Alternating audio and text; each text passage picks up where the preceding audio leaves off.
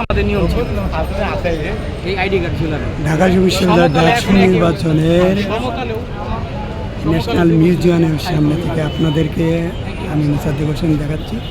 আপনারা এটা দেখেন, প্রচুর উৎসুক জনগণ এখানে আসছেন ভোট কেন্দ্র প্রবেশ করার জন্য চেষ্টা করছেন।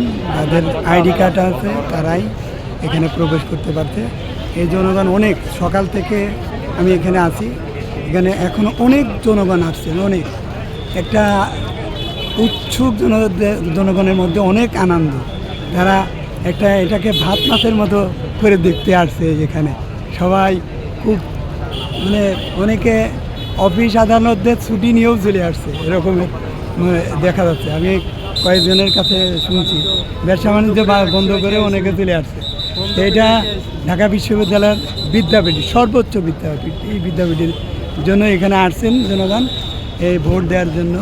এবং আর মাত্র 27-28 মিনিট আছে ভোটের সময়।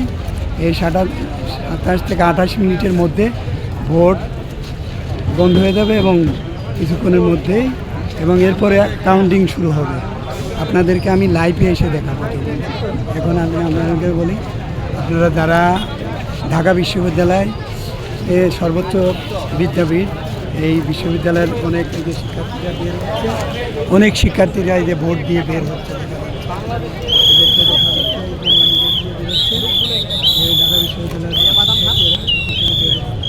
এখান থেকে বের হচ্ছে যে অনেক শিক্ষার্থীরা তারা ভোট দিয়ে ভোট কেন্দ্র থেকে বের হচ্ছে। এই যে শিক্ষার্থীরা ভোট কেন্দ্র থেকে বের হচ্ছে, এরা ভোট দিয়ে আসছে। এবং জনগণ দেখেন কি পরিমাণ জনগণ আসছে এখানে ঢাকা বিশ্ববিদ্যালয়ের। এখানে অনেক জনগণ এখানে আসছেন। এই জনগণ এই ঢাকা বিশ্ববিদ্যালয়ে ভোট দেখতে আসছে, ভোট দেখতে আসছে। ভিতরে ভোট অনেক সুন্দর হচ্ছে শুনছি।